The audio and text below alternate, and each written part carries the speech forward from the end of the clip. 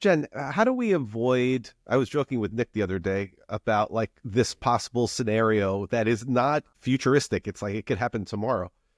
How do we avoid a situation as follows? The teacher uses AI to come up with a lesson plan and create activities. The students use AI to complete the activities. The teacher uses the AI to grade and assess the activities. So how do we avoid a scenario where AI basically creates the work, does the work, grades the work, and take all the human beings out of the scenario? How do we avoid that very real possibility?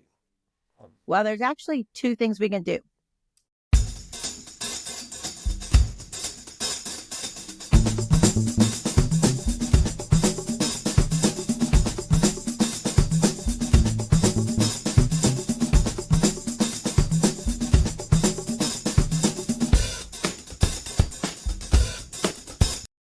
Welcome to State of Ed, a podcast about education inside the classroom and out. My name is Marc Isix. And I'm Nick Simone.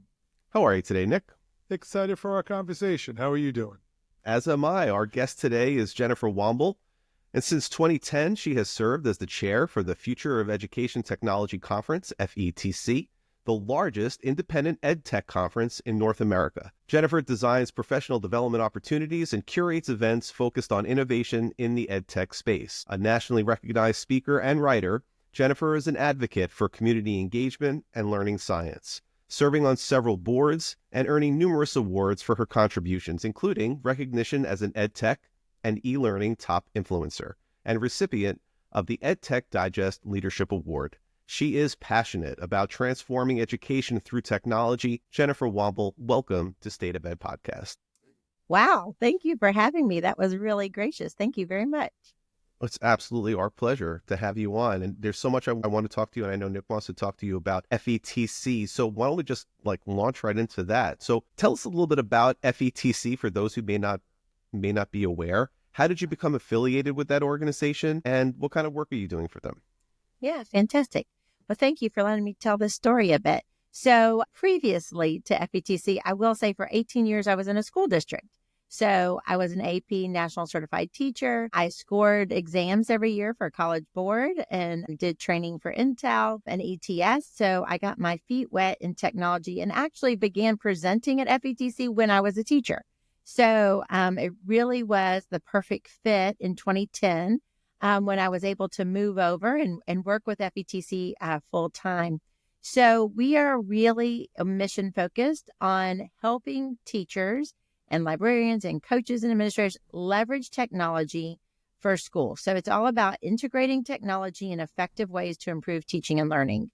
So since 2010, we have really grown as an event because what used to be, as some people might refer to as the lunatic fringe of your school, who was trying every technology that came out every week, whether it was NetSweeper or, anything that came, they were going to try it right off the bat. They were the ones at our conference. But then as technology has been embedded and is really just a part of everything from taking role to the screen that you have in the classroom, the way we communicate with our parents outside, definitely been growing over time. The other thing that happens is the market is really flooded with a lot of incredible companies and tools, and it's hard to pick which ones are great and how to navigate them and try them unless you get to see them face to face.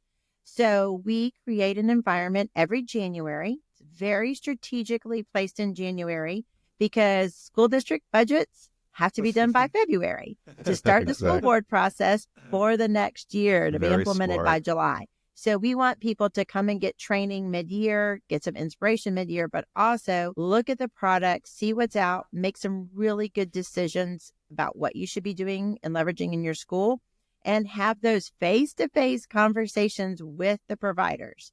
One of our main goals is building community and building partnerships. We don't want people just buying tools. They need to be creating partnerships with companies so that they can do what's best for students. We're hoping to kind of create a place for that.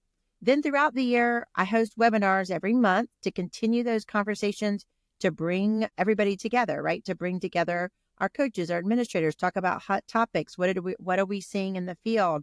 We also own District Administration Magazine.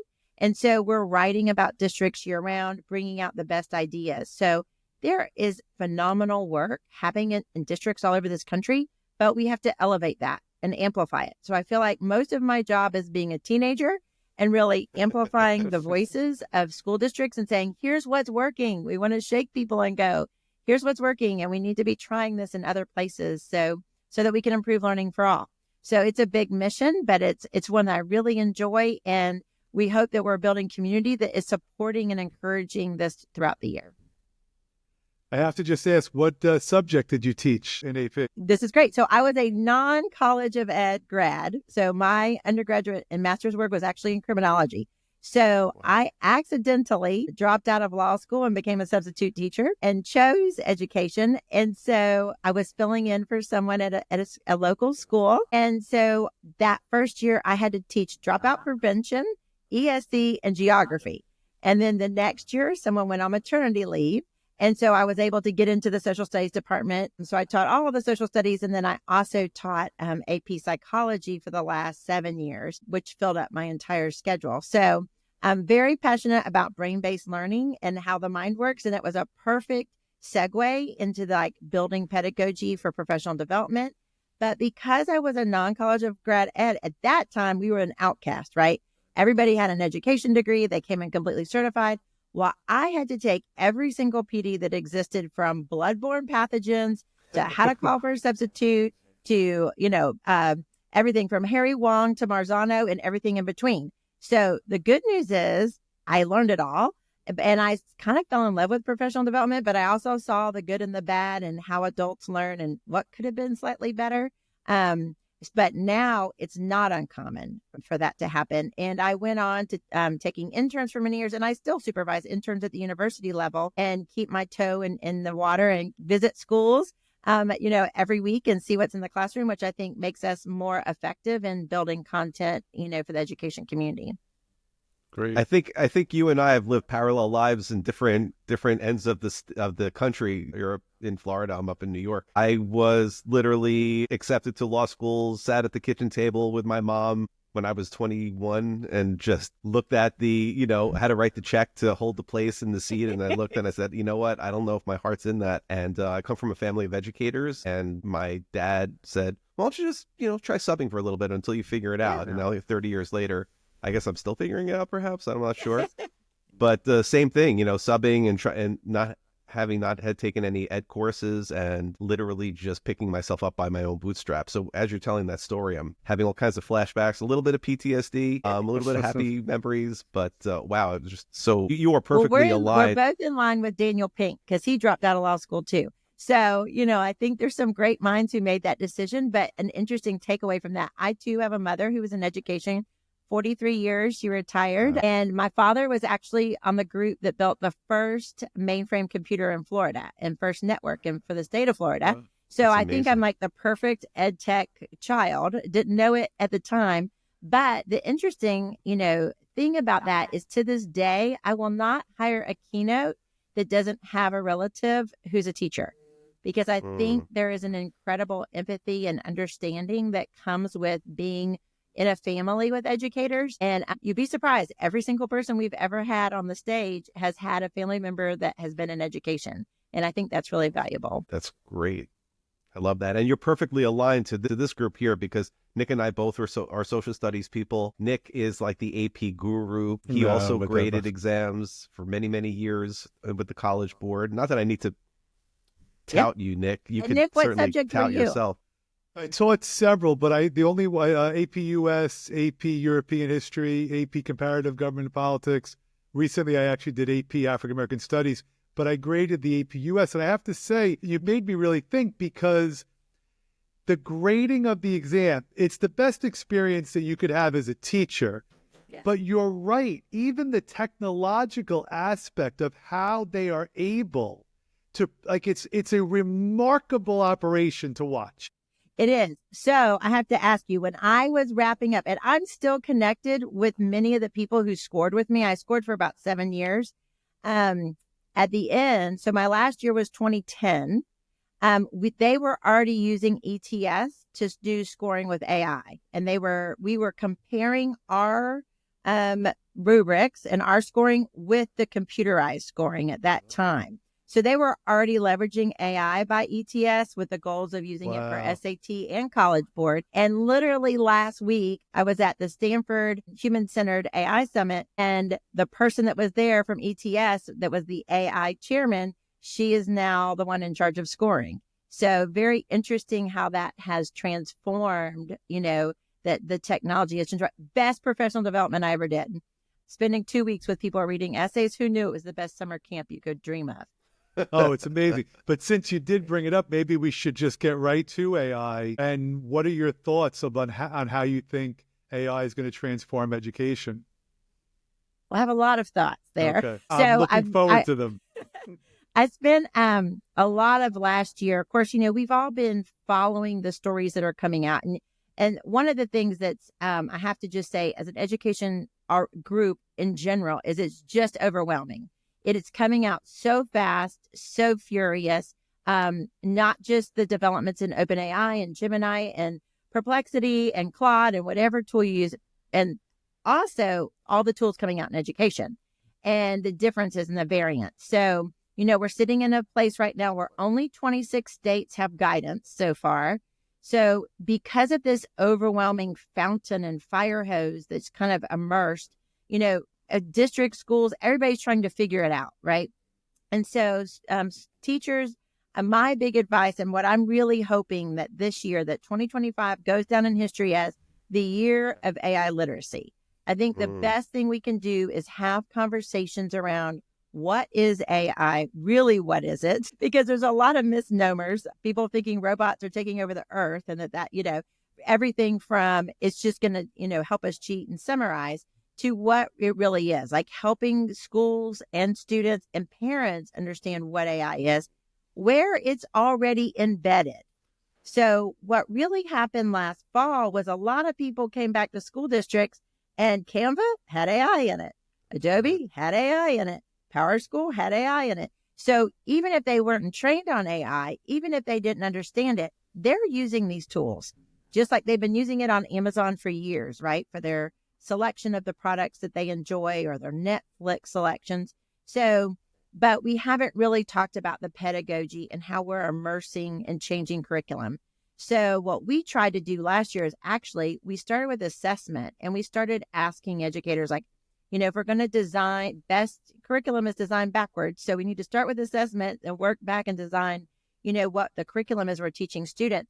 And people just could not wrap their mind around that yet. First product, I have to say, that really sparked my interest about 4 years ago was CurryPod, probably still my favorite learning platform that's infused with AI because it's designed to brain-based learning is designed to augment what the teacher's doing. And I will say that it's designed for students to spend only about 20 minutes on the device and the rest of the time doing project-based learning, which we know is the best way, of learning and engagement.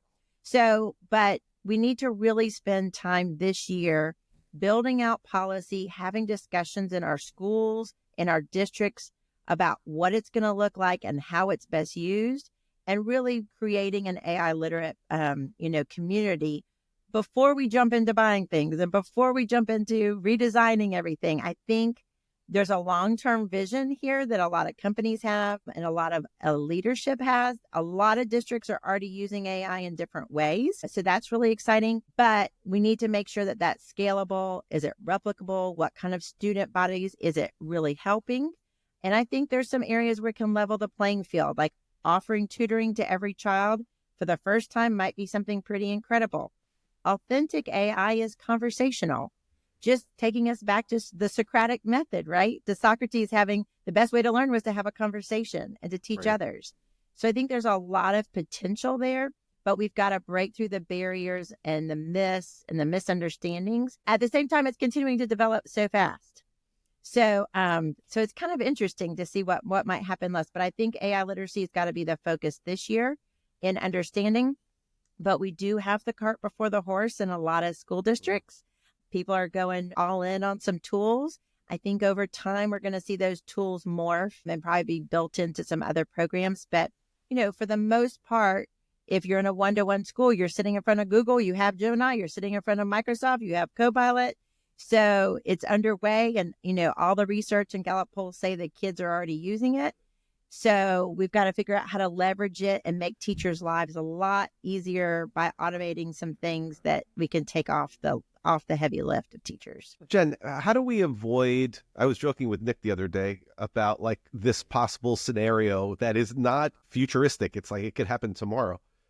How do we avoid a situation as follows? The teacher uses AI to come up with a lesson plan and create activities. The students use AI to complete the activities. The teacher uses the AI to grade and assess the activities and come up with a grade. So how do we avoid a scenario where AI basically creates the work, does the work, grades the work, and take all the human beings out of the scenario? How do we avoid that very real possibility?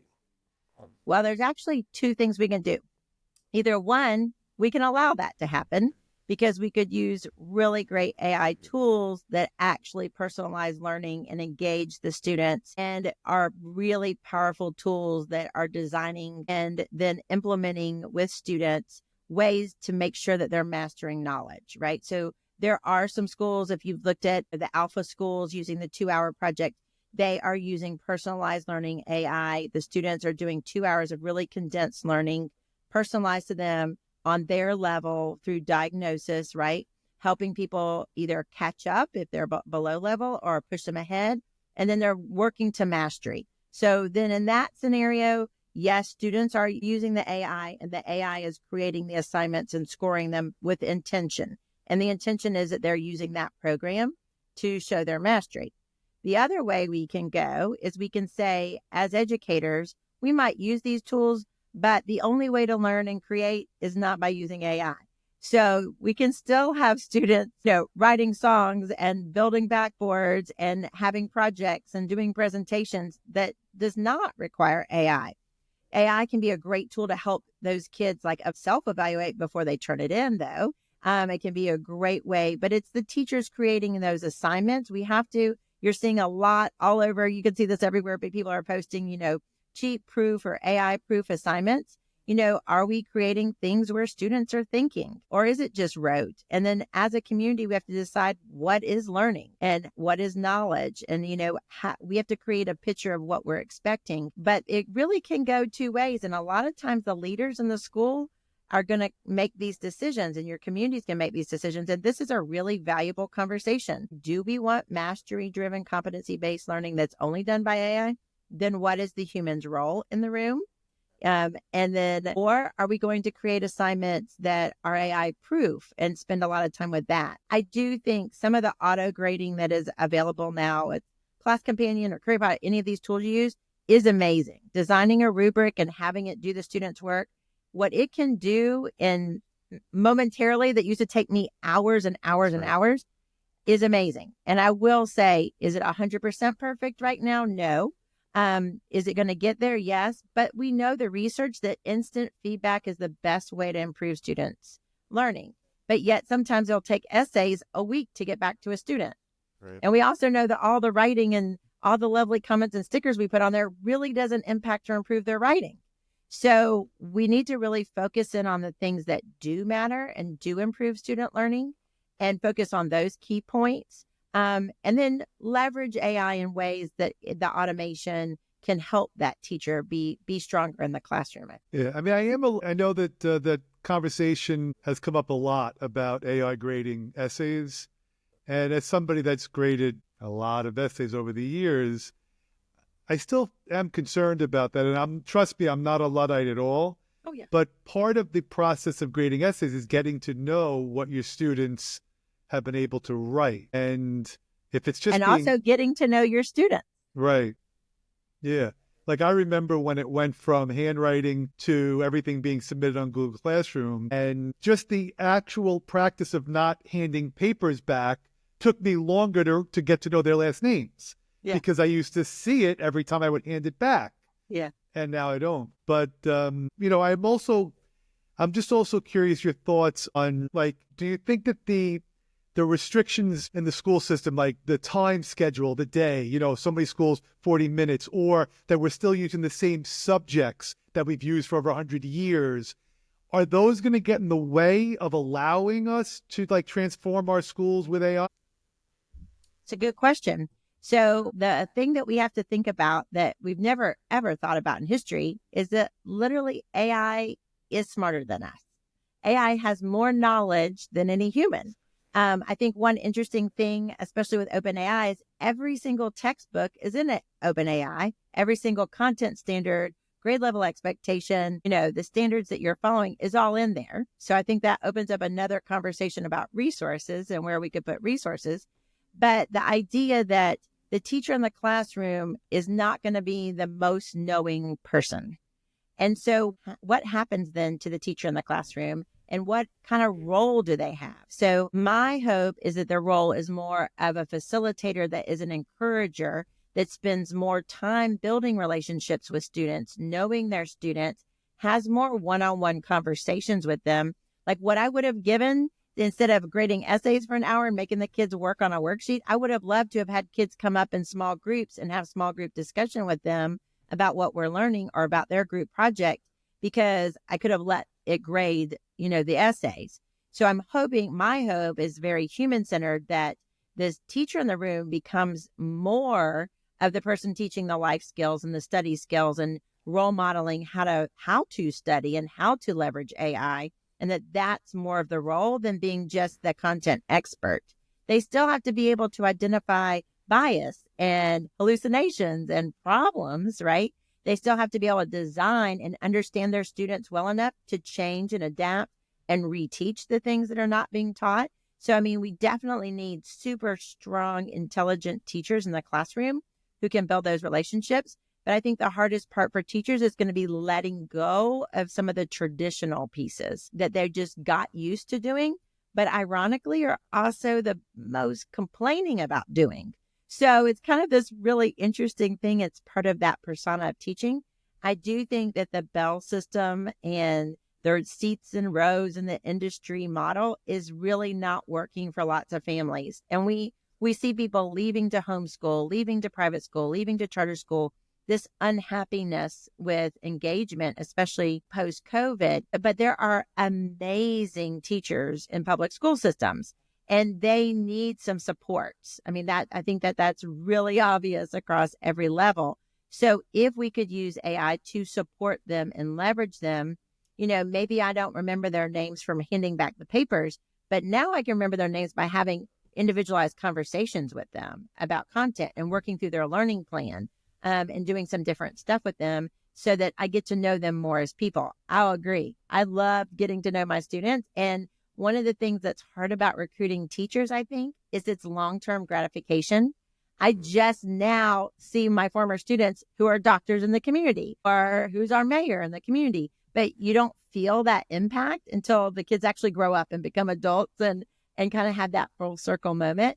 So it's kind of hard to convince new teachers about this amazing impact that they're going to have when you don't feel it every day in and day out. There's a lot of long-term gratification there, but I'm hoping that it can really improve the life of a teacher and the relationships with students. That was great. Way more. You're way more than a tech expert. Way more than a tech expert.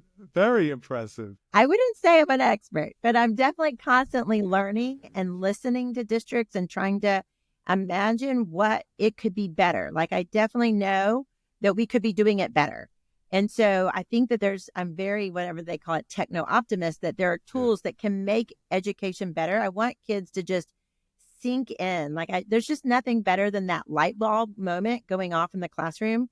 And I feel like we have an engagement issue in America right now. And how can we get kids more engaged and what's more interesting, And I've watched kids in some of these classrooms who are having conversations with AI as a historical figure, having conversations with Freud and asking Freud questions like, what is this?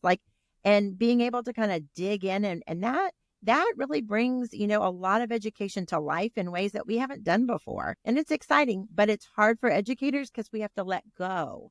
And I think that's going to be really difficult, is how educators approach AI, leverage it, but also have to get a little comfortable with the shift. So it's a lot to take on, a lot to think about, especially when you've been doing the same thing, over and over for many years.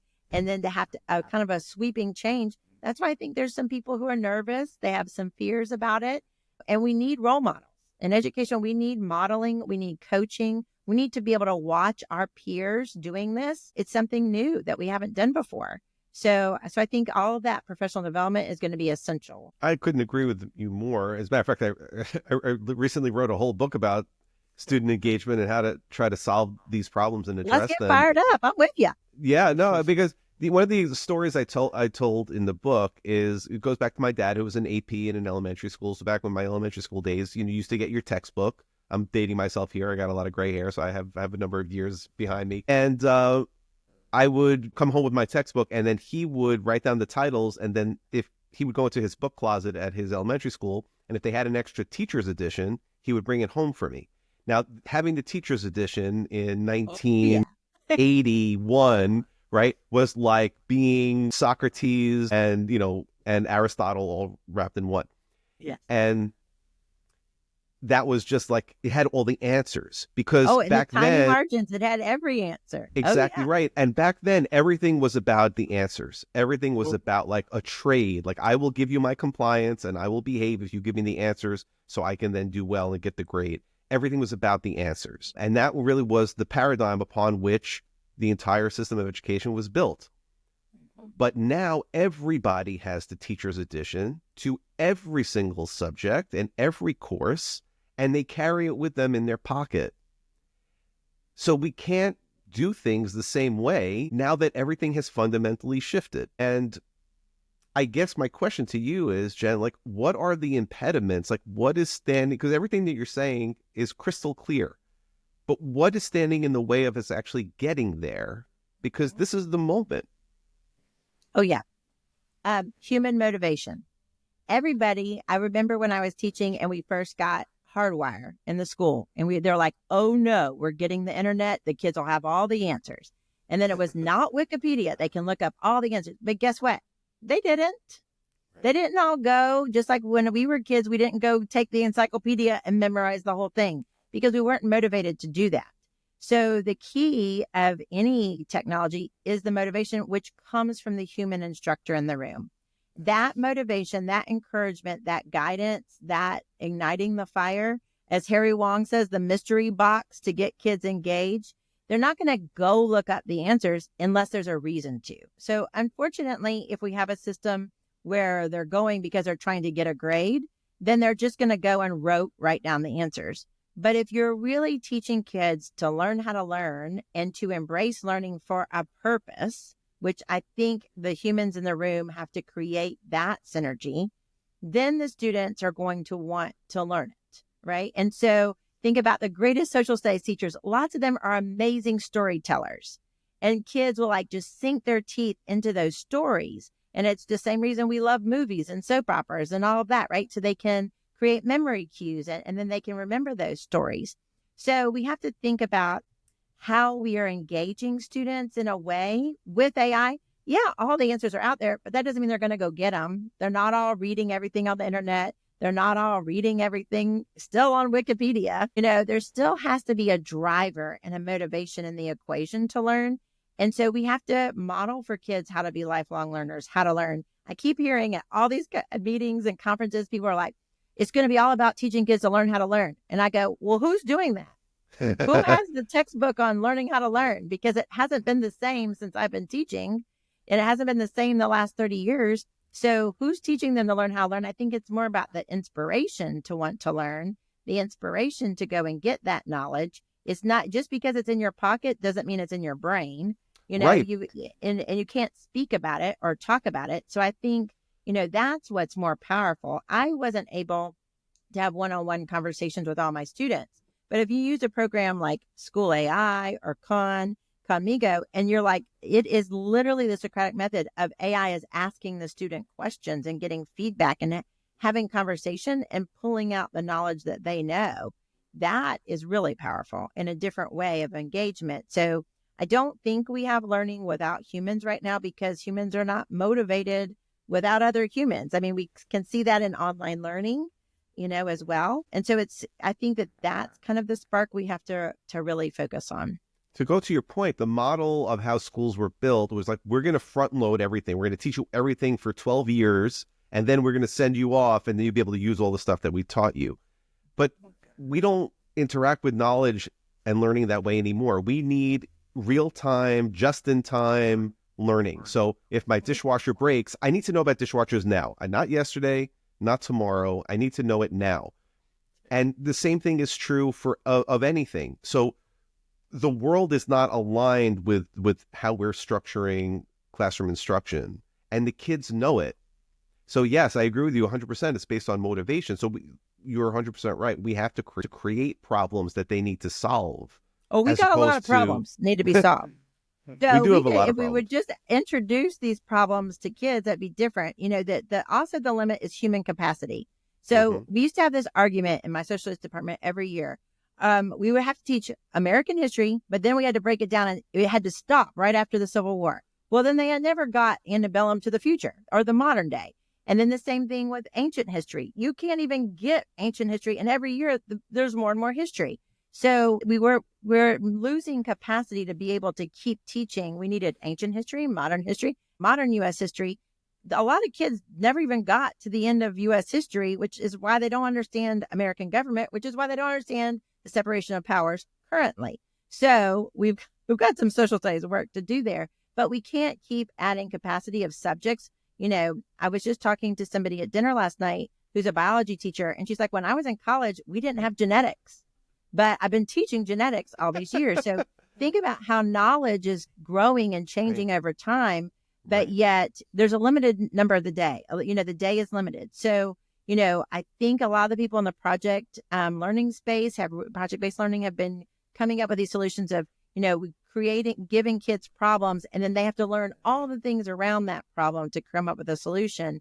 You know, I think there's some different ways of thinking about learning. I don't think it can be just scope and sequence, because we've also taken out some things that are really important. And I mean, the thing we hear parents asking for the most are life skills.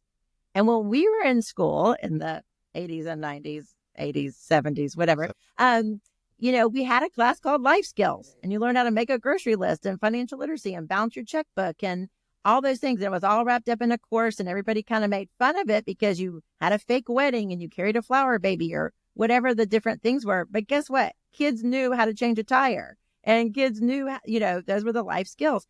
And we're not doing that now. And that's what we hear all over the country. People are complaining. Kids don't know when they're getting charged on their debit card and, you know, all these kind of things. Why isn't anything applicable?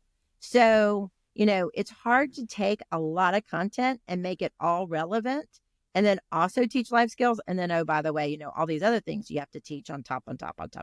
So, you know, I do think it's going to take us looking and making some adjustments and reimagining curriculum in a different way. And there's some great examples all over the earth between, you know, Singapore, the UK. There's some great examples of other countries doing some different things that are really productive.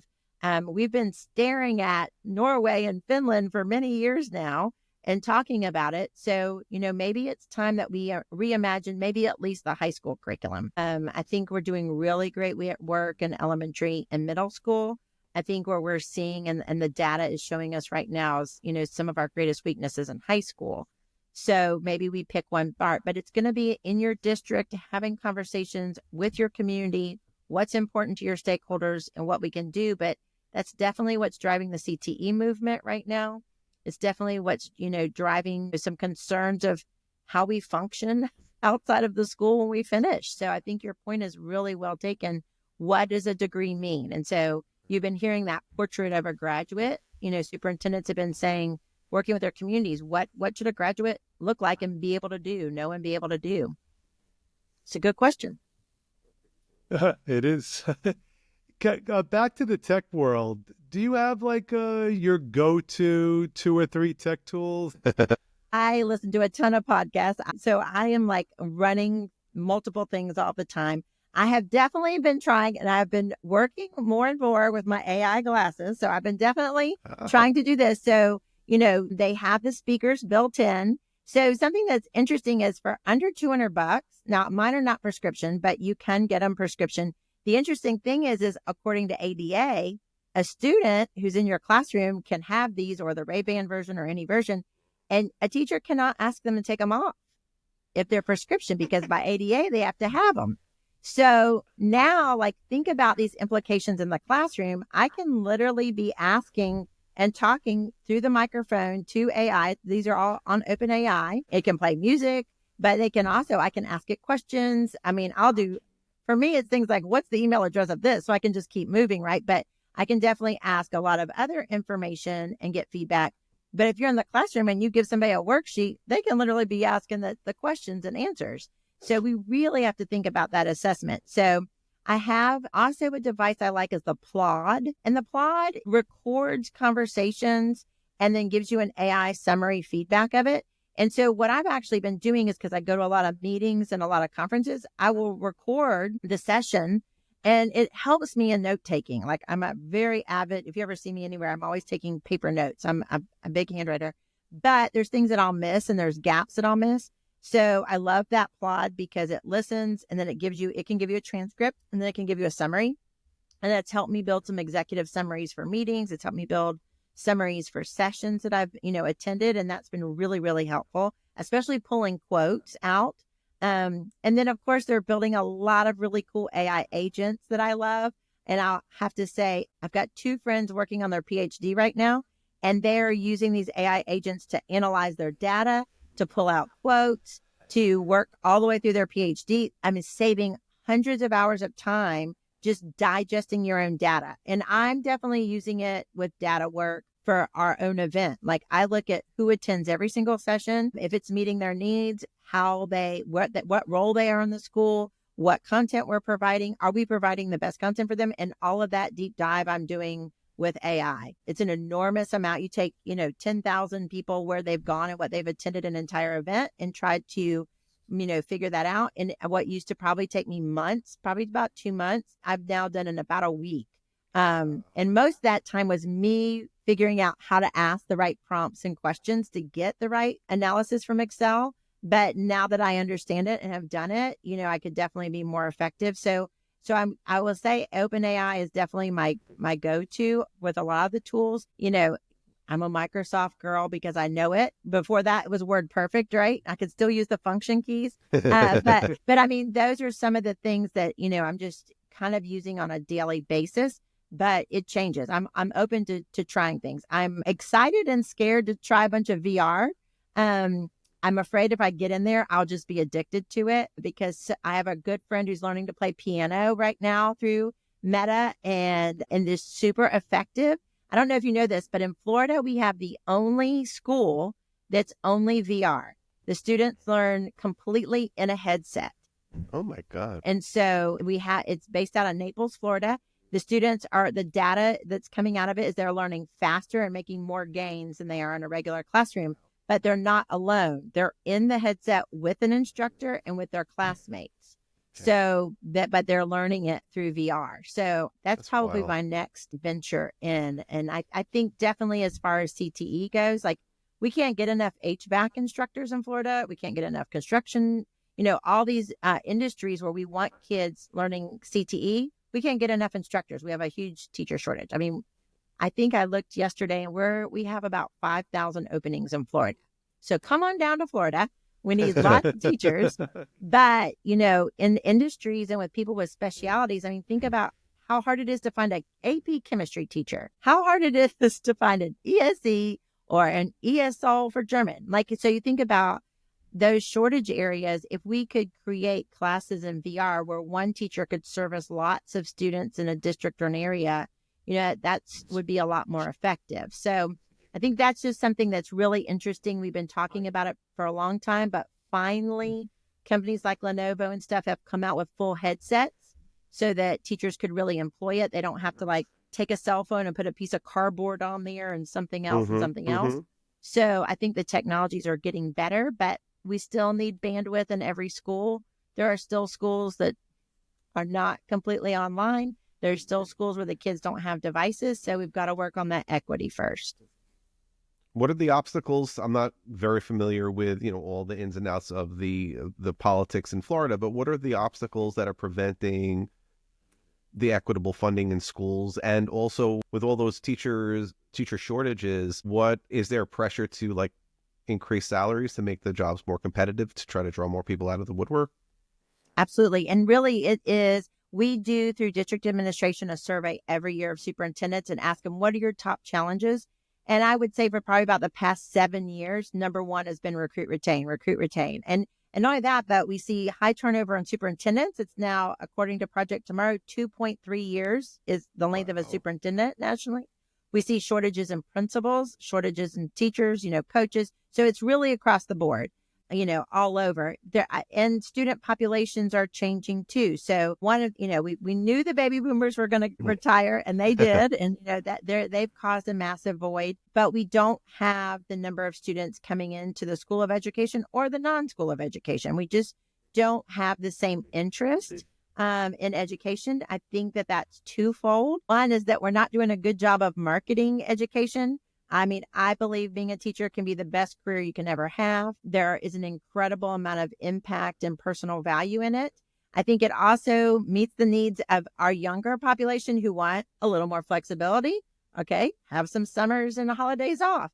You want to be off earlier in the day, you can go do other things. Like it definitely would fit the niche of what a lot of young people are looking for.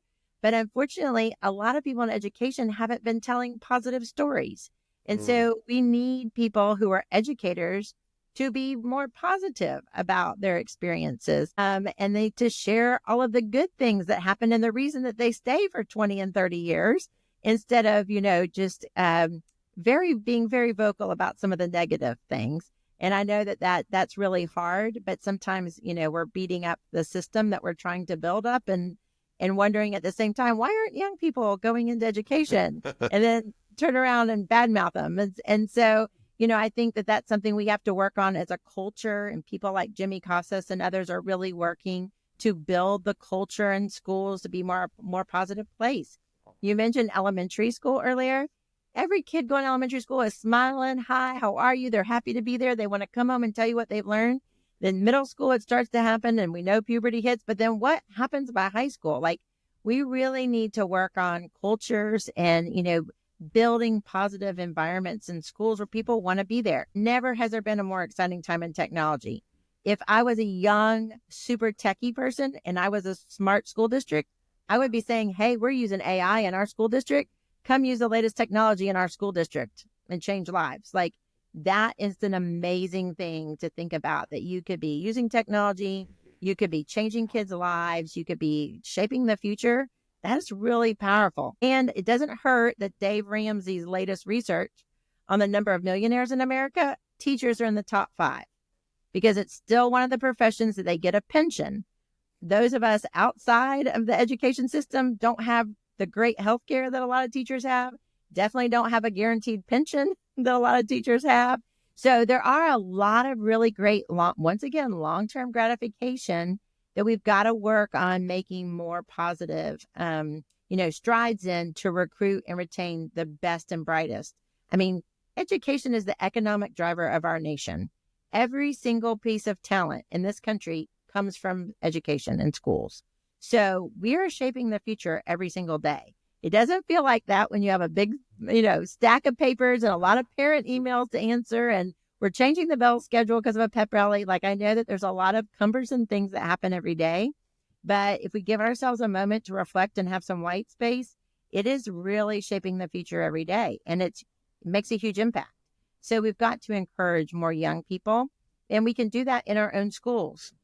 And we just got to start being more positive about our own environments to kind of encourage that more. We're doing a lot of interesting things in Florida. We've been on the news a lot. We've tried getting the military folks to come in and teach. We've tried getting people who have retired to come back. We've tried content experts. We've done modified certifications. They've definitely worked on salaries. Bigger districts like Dade County that have more property tax have been able to raise salaries. But as we all know, a majority of all education funding comes from your local taxes. Only 13% comes from the federal government. So unless your local tax base is strong enough, that's who decides who's getting the salaries. So, it has to be your local community, coming together. And I think the firefighters, the policemen, and the teachers are really trying to get together on that. Areas where there's shortages in all of them, but we need people to serve this great nation. How many times have you been the keynote at FETC? 0. What? Mistake. 0. I'm here to curate content. I want to put the very best, brightest minds in front of every single administrator and teacher and coach so that they can take it back and spread it. Like, I want these great ideas to spread like wildfire. I want this enthusiasm for education to spread like wildfire. And I want everybody to have the chance to see the very best and brightest in our country so that when they go back, they can do that for kids. Like, how awesome is that? Sounds like a keynote to me. But now at the conferences, you get teachers and administrators? We actually have 8 tracks. So we have a track that's for district administrators, a track for campus leaders. So that's department heads, principals, headmasters, because we have people there coming from charter schools, private schools, public schools. There's people, everybody needs to learn. And a lot of times people don't realize this, but the parochial and the private schools, they don't get the same opportunities for PD. So they're still teaching our kids. We still want them to learn. And we have one that's for classroom leaders, of course. Then we've got coach leaders. And sometimes those are tech coaches. Sometimes they're literacy coaches. A lot of school districts have different names, technology integration specialists. They all have different names now. Then we have an IT leaders track. So that's really specific for our CIOs, CTOs, the boxes and wire guys who are dealing with a lot of cybersecurity issues, school safety issues. They've got some special issues and challenges. And then we also have a track for esports and esports leaders, because that has really been the fastest growing track of engagement in a lot of schools. It combines CTE, it's building skills, and also bringing kids together. And one of the interesting things I just heard on esports is that 90% of the kids who participate in esports have never been in any extracurricular. They've never been in anything. So we are building teamwork. They're learning how to work with other kids. They finally found a place. So I think it's amazing that we're finding a place for those kids. And it's not just about playing video games. When you're on an esports team, one person schedules the tournaments, one person does the streaming, one person does shoutcasting, one person does their uniforms, like it's graphic design. I had a school in New Jersey told me that one of their kids just got hired by Netflix right out of high school because they were the ones doing the streaming. So who's teaching streaming these days? I don't know, but esports is. So we have a track just for them. And then we have one for librarians. So there's actually 8 full tracks of content. So really trying to meet the needs of everybody in your school. And also the reality is coming to a conference as a team is really the best way to do it, because you're all looking for different products. But at the end of the day, you can all sit down and have dinner together, share what you've learned. And then when you get back to your school, now you have a team of people you can lean on, a team of people to inspire others. And that really helps you get some momentum in your school. So we really want people to come as teams and not by themselves. But if you do, because we all know sometimes you're the only person from your school that gets to go somewhere this year or every other year or every 5th year, right? Right. So we want you to find community there. So we set it up by track so that you can meet and network everybody in that track, so that you leave there with connections that you have year round and people you can be with on social media, whether it's LinkedIn or, Blue Sky, whatever you're using, but that you can, like you, Nick, I was the only AP Psych teacher in my school. So I had to talk to the other people in my county or across the state or the country. That's very common these days. So we really want people to build community, because I think that's the only way we move forward. That's great. And then you set up conferences and the vendors. Like, I'm assuming you're bringing in a lot of vendors as well. Yeah, at our conference, we have about 460 companies. Wow. So it's, very large. It's like 6 football field sizes or something crazy. But yeah, so all the companies come and they set up a booth, and then they'll share what their products are, if they have new products coming to the market, and they'll also share updates. So what's really interesting is some of them will have these little pods or chairs in each of their booths. And I'll often stop and talk to people like, what's happening here? Because you think, oh, it's a sales pitch. And they'll say, no, I am here to learn the updates on the software that we already have in our district, but I didn't even know the updates happened. Wow. I don't know if this happens to you guys. It still happens to me. I'll come in and you've got an update. There's some new icon on your screen and you're like, I don't know what that does. That's right. schools do not have enough IT staff to go around teaching everybody every day what's being updated. So a lot of people will come and get all the latest updates if they're using, Renaissance, their AR. It can do this now. And they can come and they can learn from those companies about what the updates are. It's also a really great place to have a conversation with a company about a product. I really wish it would do this. Or my students like this, but they really don't like that. And so it makes those companies be more partners because they want your feedback. They're not in the classroom every day. They can see the usage data, right? I'm always having conversations with companies going, they don't use our product. They have the product and they're not using it. Well, maybe they don't know how. Maybe they weren't trained. Right. Maybe they need some examples, right? But if you give them feedback, the companies really appreciate that. And then we also have a pitch fest, which is where startups, brand new companies come and they share what new things are coming in the market and what new products they built. And I love that. I think that's super interesting because a lot of them are younger. And so they're trying to correct solutions and challenges that they had when they were just in school. Mm-hmm. And so I think that's kind of the future too, is that we see these like newer products that are coming out. And that's exciting. I mean, there's some really cool stuff coming ahead, but education has to be open and willing to accept it and make sure it fits the need. We're very cautious in education. We want to protect our children. We're cautious about the products we get. And that's definitely important. But we definitely need to be looking ahead to how can we better serve our students. I think one of the issues that at least I've found is that very often school districts miscalculate the cost of bringing in technology because they look at the cost of the device as the cost.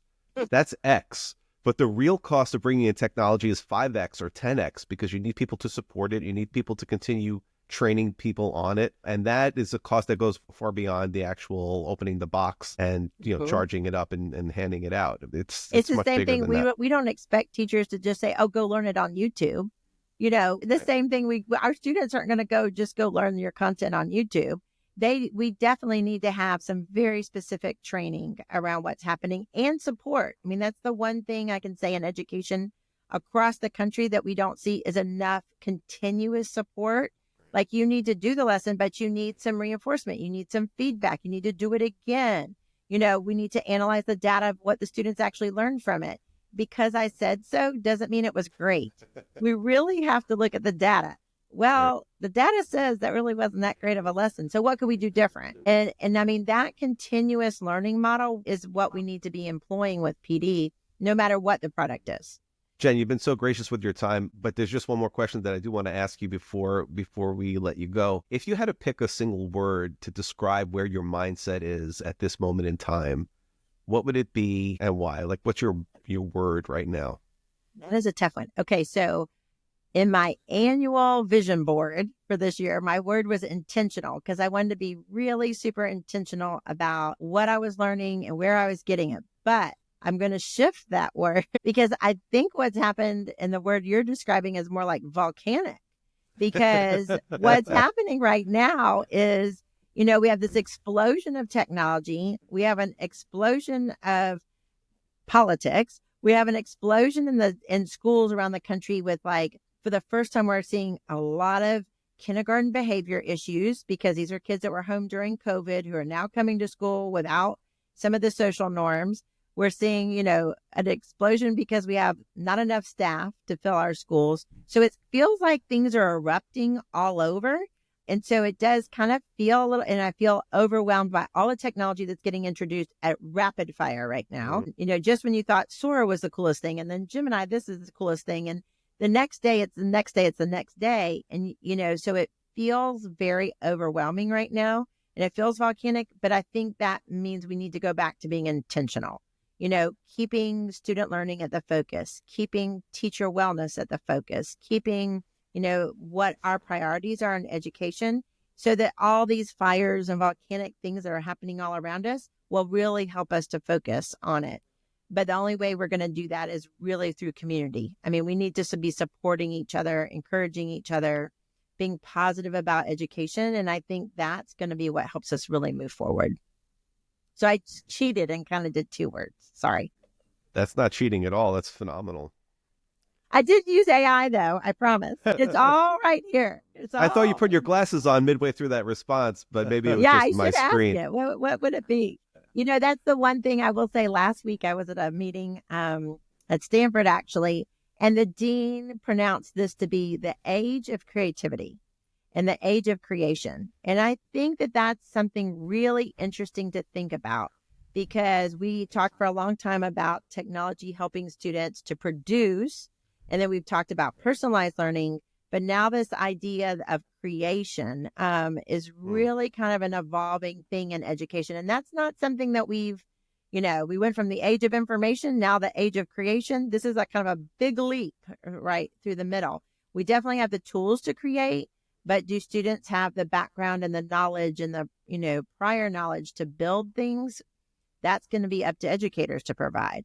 So I think without the humans in the classroom and without humans motivating and inspiring, it's going to be a lot harder to create. So I'm really excited that if anything is happening with AI, it's that we really see now more than ever the power of human relationships and how that really needs to be elevated. Thank you so much. What a pleasure. Thank you. What a great day. We can talk all night, right? We might be having to get cocktails. Sounds fun. Enjoyed every minute of it. No more coffee. We're moving on, but it's been really fun. I've loved talking to you guys and learning all about your work. As of we. Thank you. If you'd like to catch previous episodes of State of Ed Podcast, you can follow us on Apple Podcasts, Spotify, Amazon, or any place else that you'd find podcasts. You can also find us on the web, stateofedpodcast.com, where you'll find links to what we've discussed, including Jen's socials. You can also follow me on Twitter at Marcus6 or Marcus6.com, on YouTube at Edupyro, Edupyro. And also feel free to check out my book, Captivate, Engaging and Empowering Students in a World of Digital Distractions. Jen Womble, thank you so much for joining us today. It really was an absolute pleasure to talk with you. Thank you so much. It's been wonderful. Thank you very much.